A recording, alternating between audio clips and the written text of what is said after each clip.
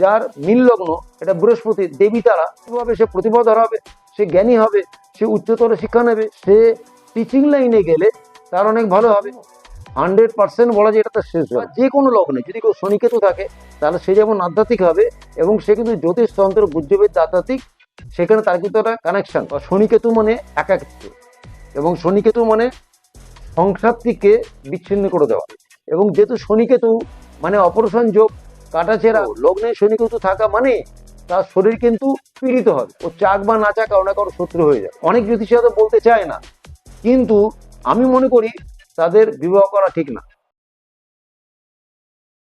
জ্যোতিষ impact সব সময় আপনার সাথে। এখনই সাবস্ক্রাইব, লাইক আর শেয়ার করুন। নমস্কার, আমি প্রফেসর ডক্টর সুকুমার শাস্ত্রী। জ্যোতিষ ইম্প্যাক্ট চ্যানেলে আপনাদের স্বাগত। মীন লগ্ন এবং লগ্নে আছে শনি এবং কেতু, ঠিক আছে? তাহলে তার জীবনটা কেমন হবে?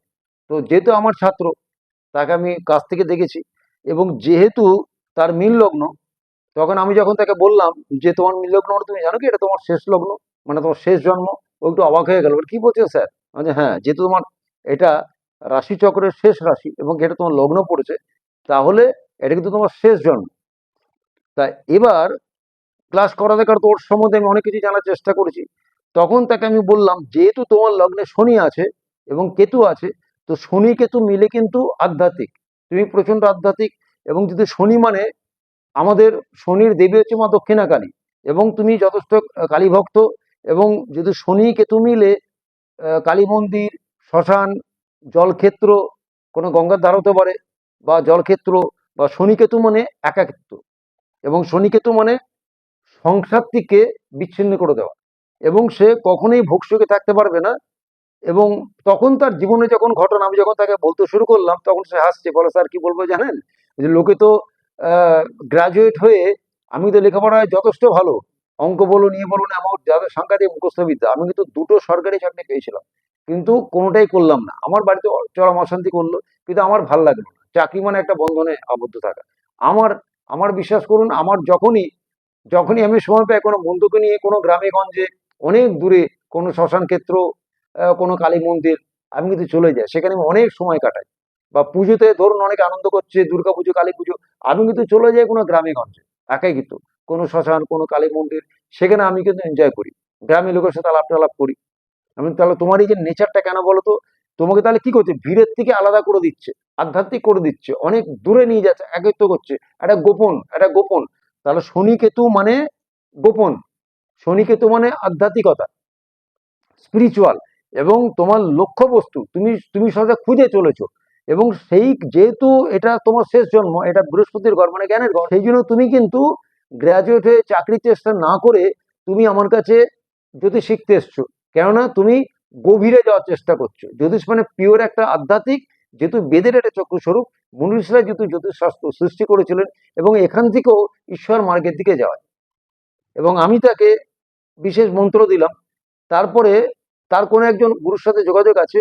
আর এখানে লগ্নে যদি কারোর মীন লগ্ন, যদি কোনো শনিকেতু থাকে, বা যে কোনো লগ্নে যদি কেউ শনিকেতু থাকে, তাহলে সে যেমন আধ্যাত্মিক হবে, এবং সে কিন্তু জ্যোতিষতন্ত্র গুজ্জবিদ্যা আধ্যাত্মিক, সেখানে তার কিন্তু একটা কানেকশন থাকে।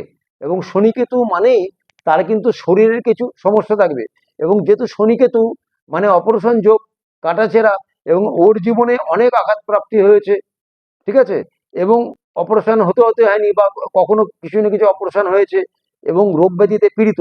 তো লগ্ন মনে হচ্ছে শরীর, আর লগ্নে শনিকেতু দুটোই ন্যাচারাল পাপ গ্রহ। লগ্নে শনিকেতু থাকা মানে তার শরীর কিন্তু পীড়িত হবে, এবং মাঝে মাঝে কোনো না কোনো ব্যাপারে ও পীড়িত, গুপ্ত শত্রুর দ্বারা পীড়িত বলুন, বা কোনো তান্ত্রিক দ্বারা পীড়িত বলুন, ও চাক বা না চাক কারো না কারো শত্রু হয়ে যাবে।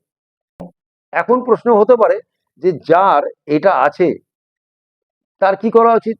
এবং যদি দেখা যায় যার লগ্নে এরকম একটা মীন লগ্নে, এরকম একটা জায়গায় যার লগ্নে শনি কেতু আছে, আর যদি সপ্তমে মঙ্গল থাকে, তাহলে যেহেতু শনি মঙ্গল দুজনকে দৃষ্টি দিচ্ছে, তার ফলে তার ছন্ন ছাড়া যোগ হলো। তাহলে সপ্তম থেকে যেমন ব্যবসা, সপ্তম থেকে দাম্পত্য বা বিবাহ, তাহলে অনেক জ্যোতিষী হয়তো বলতে চায় না, কিন্তু আমি মনে করি তাদের বিবাহ করা ঠিক না। কেন? তারা যদি বিবাহ করে তাহলে কখনোই কিন্তু সুখী হতে পারবে না। কেন শনি মঙ্গল যেখানে দুজনকে দৃষ্টি দিল, কানেকশন করে গেল, এবং সপ্তমে মঙ্গল মানে সে মাঙ্গলিক হলো, তারপর শনি দৃষ্টি, এবং কোন শনি, যে কেতুযুক্ত শনি, তাহলে তাকে যেমন বিচ্ছিন্ন করলো তার বই থেকে বিচ্ছিন্ন করবে এবং সংসারের সুখ পাবে না, তাহলে গৃহে অশান্তি হবে। তাহলে কি করা উচিত? তাহলে যার এরকম থাকবে তাদের আমাদের আসতে হবে, আমরা ছক ডিট করবো, লগ্ন কুণ্ডলী, নবংশ কুণ্ডলী, ভাবচলিত কুণ্ডলী, এবং সে যখন আসছে তাকে বলে ট্রানজিট বা গোচর, সেগুলো নিখুঁতভাবে বিচার করব। তারপর তাকে আমরা এমন কিছু প্রতিকার দেবো, ধরুন হতে পারে জ্যোতিষ মতে প্রতিকার, বিশেষ কোনো রুদ্রাক্ষ তাকে দিলাম, এবং তন্ত্রমতে প্রতিকার, এমন কিছু কবচ যন্ত্র আছে হোমযজ্ঞ করে যেটা করা হয়, এবং বিশেষ তাকে মন্ত্র দেবো। সেই যদি এইভাবে চলে তাহলে দেখা যায় জীবনটা তার ব্যালেন্সের মধ্যে চলবে। সেক্ষেত্রে যদি আমাদের কাছে যদি আসে, সঠিকভাবে যদি গাইডেন্স, আমাদের গাইডেন্স মেনে যদি চলে, এমন যদি কেউ থাকে এরকম, তাহলে তাকে সঠিকভাবে যদি আমাদের গাইডেন্স যদি থাকে, তাহলে বলা যায় যে বিভাগী হয়ে যাবে বা একাকী হয়ে যাবে বা সাংসারিক সুখ জীবনে পাবে না, তার জীবনটা একটা ব্যালেন্সের মধ্যে চলবে। ঠিক আছে, এই হলো জ্যোতিষশাস্ত্র, এটা কমপ্লিট সাইন্টিফিক একটা ব্যাপার। কিন্তু বলা যায় যে যার লগ্নে এরকম একটা পজিশনে, যার লগ্নে শনি বা যে কোনো জায়গাতে, যার যে কোনো লগ্নে, এটা যেহেতু প্রশ্ন ছিল, যে অনেকে আমাকে প্রশ্ন করেছে, যেটা প্রশ্ন ছিল যার মীন লগ্ন তার কি এটা শেষ জন্ম, 100% বলা যায় এটা তার শেষ জন্ম, সে পিওর আধ্যাত্মিক হবে, সে যে কর্মেই থাক। এবার মনে করুন সে ধরে এখন যদি প্রশ্ন আসছে সে তাহলে কি ধরনের কর্মে যুক্ত থাকে, এটাই যদি লগ্ন হয় তাহলে এটা ধরুন সপ্তম, অষ্টম, নবম, দশম। তা যার এটা লগ্নপতি, এটা দশমপতি, দুটোই বৃহস্পতির ঘর, এবং যেহেতু লগ্নপতি এটাকে আমরা দাত্তক রাশি বলি, দ্বিস্বভাব রাশি, আর এটা দশম, এটাও দাত্তক রাশি, দ্বিস্বভাব রাশি, তাহলে বলা যায় সে আধ্যাত্মিক হলেও তার কর্ম হবে, দুটো কর্ম হবে। যেহেতু এটা দাত্তক রাশিতে কর্মস্থান পড়েছে বৃহস্পতির ঘর, তাহলে যেহেতু বৃহস্পতি জ্ঞানের দেবতা, জ্ঞানের ঘর, তাহলে সে টিচিং লাইনে গেলে তার অনেক ভালো হবে। বৃহস্পতি যেমন শুধু টিচিং লাইন দেয় না, অনেক কিছু দেয়। বৃহস্পতি থেকে ব্যাংকিং সেক্টর, বৃহস্পতি থেকে বিচার, ঠিক আছে, বৃহস্পতি থেকে ফুড ডিপার্টমেন্ট। তো এই ধরনের তখন আমাদের দেখতে হবে বৃহস্পতি কোথায় আছে, এটা তো তার লগ্ন, এটা তার দশম। তো এখন লগ্নপতি বা দশমপতি বৃহস্পতি, সেই যদি এখানে লগ্নে বা দশমে কিংবা পঞ্চমে বৃহস্পতি তুঙ্গস্থ হয়, এই তিনটে ঘরের কোনো একটা ঘরে থাকে, তাহলে এই ঘরটা পুষ্ট হলো, লগ্ন পুষ্ট হলো, তাহলে শরীর স্বাস্থ্য ভালো থাকবে। এবং পঞ্চম, পঞ্চম থেকে প্রতিভা, পঞ্চম থেকে এডুকেশন, পঞ্চম থেকে সন্তান, তাহলে পঞ্চম থেকে যাদের বিচার তার শুভ হবে, সে প্রতিভাধর হবে, সে জ্ঞানী হবে, সে উচ্চতর শিক্ষা নেবে। এবং নবম থেকে, এবং এটা তার দশম, দশম মানে কর্ম, তাহলে সে উচ্চকর্ম হবে, সম্মানজনক কর্ম করবে, এবং সে গুরুগিরি মানে শিক্ষাদান, টিচিং লাইনে যেতে পারে। বা বৃহস্পতি যদি শুভভাবে বুধ এবং অন্যান্য কানেকশন দেখতে হবে যদি থাকে, তাহলে বলা যায় সে একজন অবশ্যই সৎকর্ম এবং সৎকর্মী হবে, এবং অবশ্যই পিওর সে আধ্যাত্মিক হবে।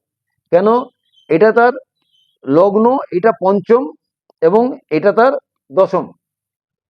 ঠিক আছে, তাহলে অবশ্যই পিওর আধ্যাত্মিক হবে, এবং শুদ্ধ কর্ম, সৎকর্ম করবে, এবং উচ্চতর শিক্ষা, উচ্চতর জ্ঞানের দিকে যাবে, এবং ঈশ্বরে বিশ্বাসী হবে। এখন প্রশ্ন হলো সে কি গৃহসুখ পাবে? তাহলে গৃহসুখ আমরা দেখি চতুর্থ থেকে, এবং চন্দ্রকে দেখি, তাহলে গৃহসুখ মানে 1, 2, 3টা চতুর্থ ঘর, তাহলে চতুর্থ ঘর থেকে গৃহসুখ, এবং গৃহসুখের অধিপতি দেবতা মানে চন্দ্রকে দেখতে হবে। তাহলে চতুর্থপতি বুধ, বুধ যদি এখানে থাকে, বা বুধ যদি এখানে থাকে, বা বুধ যদি শুভভাবে থাকে, মিত্র ঘরে থাকে, তাহলে বলা যায় তার গৃহসুখ হবে। কিন্তু এখানে যদি পাপ গ্রহ দৃষ্টি থাকে, ন্যাচারাল পাপ গ্রহ, বা এখানে যদি শনি রাহু কেতু বা এর মধ্যে কোনো পাপ গ্রহ বসে থাকে, তাহলে গৃহসুখে বাধা থাকবে। যদি এখানে দেখা যাবে তার, যদি এখানে তার শনি থাকে, তার তৃতীয় দৃষ্টি এখানে পড়লো, তাহলে সে কিন্তু গৃহসুখ পাবে না, মনে অশান্তিতে। তখন আমাদের বিশেষ কোনো রেমিডি আছে, বিশেষ পদ্ধতি আছে, তার দ্বারা বলা যায় জীবনটা কিন্তু ব্যালেন্সের মধ্যে চলবে। আমি কিছু রেমিডির কথা বলছি এবং বিশেষ মন্ত্রের কথা বলছি।